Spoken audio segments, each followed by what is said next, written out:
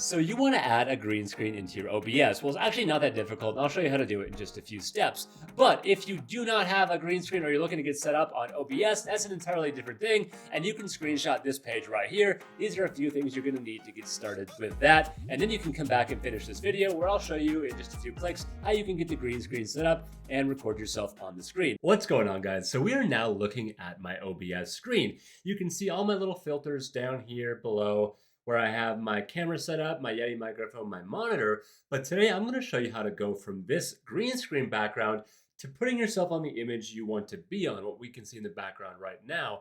So all I'm going to do is go ahead and turn on my chroma key. And now, welcome to my studio. You see I got my speakers. I can turn around and I can actually be like sitting in here. Maybe if I scoot a little closer, it looks like I'm actually working. And check it out. So if I had a microphone back here where this green screen is, I could be back here and I could be like working on my stuff and like typing away and making it look really good. So that is the power of the green screen, is that you can kind of put yourself in the element that you want to be in. So whether you're streaming, you're doing any educational content, you put yourself in the scene, which helps the viewers feel a bit more immersed in what you're doing. So today, we're going to show you how to go ahead and do this in OBS. We're going to go ahead and switch to a screen recording, which may make it a little bit darker, but that's just because I'm recording my screen versus what you're seeing right now and that's the capture directly off of OBS. So what we want to do, you guys can now see in my screen here, we have my Razer cam. So I'll go ahead and just delete this whole thing to show you guys what it looks like from the beginning. So I'm going to go ahead and remove that.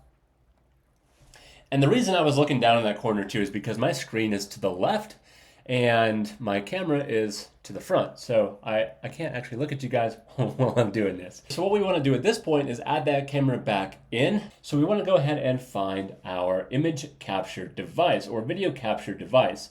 So that's going to be this here. And since I had it added in the past, it's going to be here. But if you do not have your camera added, you go ahead and plug it in. You can go ahead and type it in, camera one, or if you have several cameras, you can name them like that. But I'm going to go ahead and select my existing since it is my Razer camera.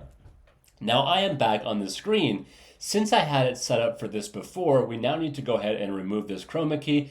So what you guys will see when you get started is just this here. If you don't have your background yet, you're going to be looking at your green screen. Now let's go ahead and go into our filters. So we're going to make sure we're clicked on camera, the camera you have, and then you're going to click on filters. And now we can see this little box pops up here.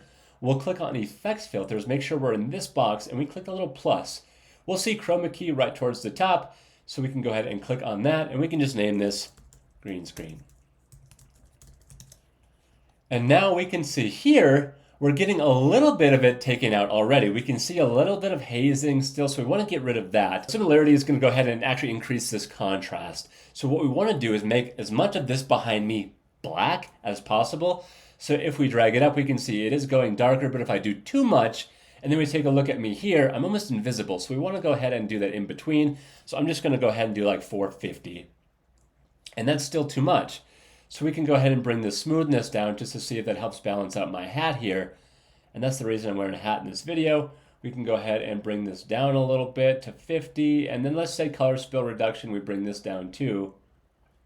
We can go ahead and bring it one direction here, all the way up. And we don't want to go all the way up because I'll turn black and white. So somewhere where I still get some good color on my skin, we can do that. So about 55 on this one as well. We can kind of see down in the corner here, we have a little bit of gray. We have a little gray spot right here.